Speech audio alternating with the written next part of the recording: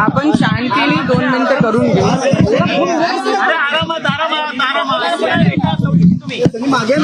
आज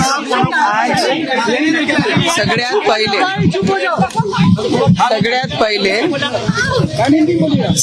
पहिले आपण आज दिल्लीमध्ये जाणार आहे.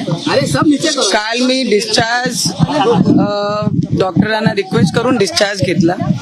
अजूनही हेल्थ इश्यूज माझे तसेच आहे आणि त्याची केअर मला सुद्धा करायची आहे. आणि त्याच्यासोबत जेही माझ्यासोबत घडला त्याचे अगेन्स्ट मध्ये, कारण की इथे आम्ही जेही म्हटलं त्याच्यावर काही कारवाई कोणी केली नाही. आणि त्याचे अगेन्स्ट मध्ये, कारण की गुंडेशाही कोणी केली आणि दंगा करण्याचा प्रयत्न जर कोणी केला तर उद्धव ठाकरेचे गुंड्यांनी केले. आमच्या घराचे बाहेर मुंबईला सुद्धा आणि अमरावतीला सुद्धा, त्या दोन्ही ठिकाणी ज्या पद्धतीने गुंडे पाठवून जे हल्ला करण्यात आला त्याच्या अगेन्स्ट आम्ही जेव्हा कंप्लेंट दिली त्याच्यावर अजूनही काही कारवाई नाही झाली.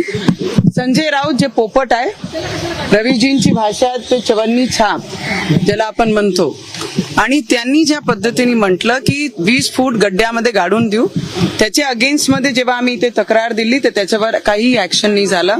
त्याच्यासाठी मी दिल्ली चालली आहे.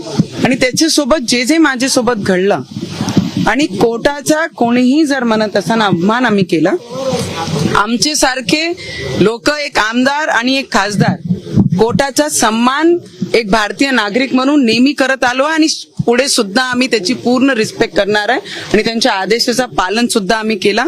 एकही शब्द आम्ही त्या विषयावर, ते ऑफेन्स बद्दल आम्ही हनुमान चालीसा वाचू आणि मातोश्री या तिन्ही चारी बाजूनी एकही वक्तव्य आम्ही केला नाही आणि त्या सब्जेक्टला धरून आम्ही काहीच बोललो नाही. आमच्या सोबत जेही घडलं, आम्हाला ज्या पद्धतीने पीडा पोहोचवण्याचं काम या सरकारने केलं, उद्धव ठाकरे बेसिकली त्यांनी केलं, त्याच्या अगेन्स्ट मध्ये मी दिल्ली चालली आहे.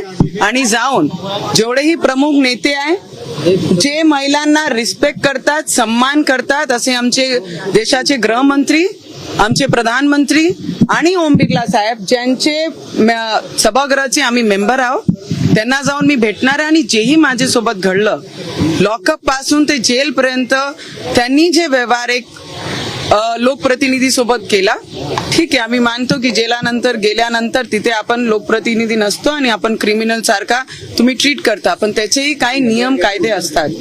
मला वाटतं की आमचे आदरणीय दादासाहेबनी, ज्यांना आम्ही दादा पूर्ण महाराष्ट्र बोलते आणि त्यांना आम्ही सुद्धा रिस्पेक्ट करतो आणि दादा आम्हाला ओळखते.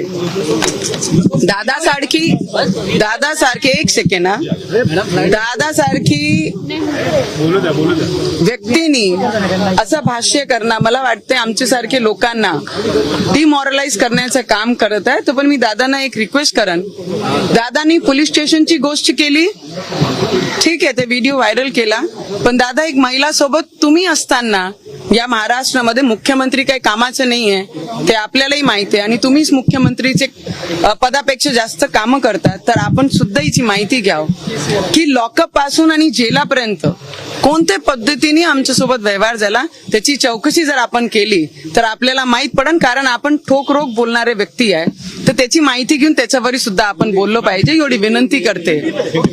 आज मैं दिल्ली जाने वाली हूँ और दिल्ली जाके पहले तो मैं बार बार यही कह रही हूँ कि हमने कोर्ट का हमेशा सम्मान किया है और मैं करती आ रही हूँ.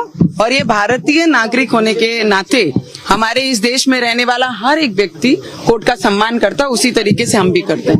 Court has given special line orders कि वो सब्जेक्ट पर हम कोई भी बात नहीं करेंगे.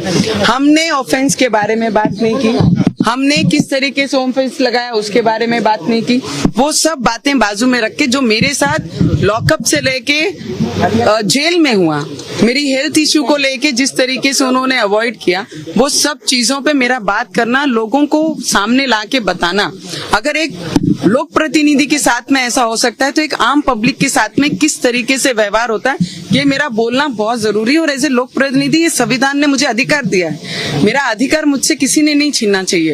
मैं आपको ये बताती हूँ कि दिल्ली जाकर मेरे देश के, हमारे देश के जो महिलाओं को रिस्पेक्ट करने वाले, जो महिलाओं के प्रति भावना रखने वाले, ऐसे हमारे देश के गृह मंत्री, हमारे देश के प्रधानमंत्री और हम जिस सभागृह के मेंबर हैं, ऐसे लोकसभा अध्यक्ष हमारे ओम बिरला साहब, इनको जाके जो चीजें मेरे साथ हुई हैं उनके अगेंस्ट कंप्लेंट देने वाली, क्योंकि महाराष्ट्र में मैंने कंप्लेंट दे के भी जिन्होंने खुलेआम गुंडे शाही के शब्दों में मुझे कहा कि इनको 20 फुट गाड़ देंगे और शमशान में इनके जलाने के लिए सामग्री भी पहुंचा दी गई है, तो मुझे लगता है इसके अगेंस्ट में दिल्ली जाके, जहां मेरा घर है वो पुलिस स्टेशन जाके हम कंप्लेन करेंगे और जितनी भी चीजें लॉकअप से जेल तक हुई है उसके अगेंस्ट में कार्रवाई की मांग करूंगी मैं।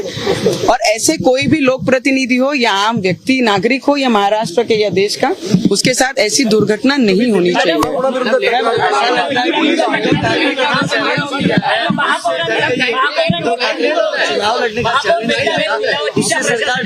इसीलिए जमानत रद्द कराने जा रही है। मुझे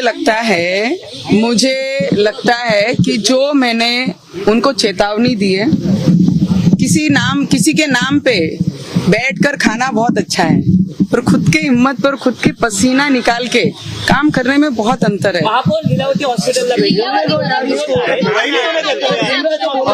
और जिस तरीके से उद्धव ठाकरे बहुत ज्ञान की बातें करते हैं, मुझे उनको एक प्रश्न है, बीजेपी के पीठ पे खंजर घोंपने वाले ने सिद्धांतों की बात नहीं करनी चाहिए। सिद्धांत उद्धव ठाकरे के साथ में नहीं, बाड़ा साहब के साथ थे। सिद्धांत बाड़ा साहब के साथ चले गए और उद्धव ठाकरे ने जिस तरीके से धोखा देके बीजेपी के पीठ में खंजर खोपाए, उन्होंने हमको सिद्धांतों का ज्ञान नहीं देना चाहिए। सिद्धांतों का ज्ञान हम लेके चलते हैं, तो उन्होंने नहीं सिखाना चाहिए।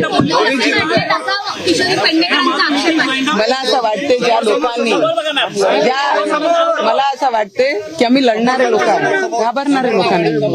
और जो भी लीलावती का जो भी चीजें ये बात कर रहे हैं, इनको कोई काम नहीं है। अगर काम होता तो हमारे एक एक व्यक्ति, नारायण राणे साहब का हो गए, बाकी जितने भी जन हैं जो इनके विरोध में बोलते हैं, घरों पे कार्रवाई करते हैं, घर तोड़ते हैं या उनको अंदर डालते हैं, यही काम उद्धव ठाकरे के और उनके आजू बाजू जो पिलांटू हैं, जो उनके सलाहकार हैं, जिन्होंने बीजेपी के पीठ में खंजर कैसे घोंपना जो सिखाया, तो मुझे लगता है कि उन पे बात करना और ये सब उचित और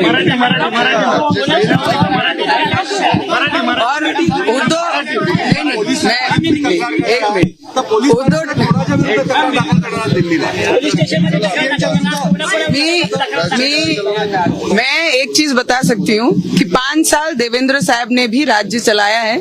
ऐसी श्रूड की राजनीति कहीं पर भी महाराष्ट्र में कभी नहीं हुई।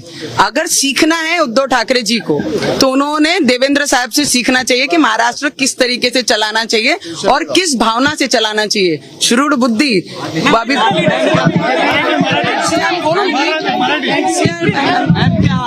बीजेपी ज्वाइन कर रहे हैं। I'll tell you one thing. I'm going to go Delhi and meet all the leaders who respect women. I'm going to meet them, the respected HM, the respected Prime Minister of this India, the respected the Lok Sabha Speaker.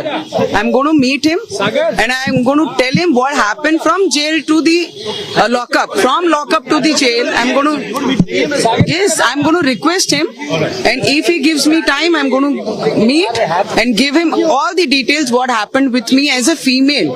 I am the first female in Maharashtra who's gone to jail as a representative, and that too which subject I have gone to jail. That is my question. I'm going to go and ask him to inquire about this, whatever happened with me.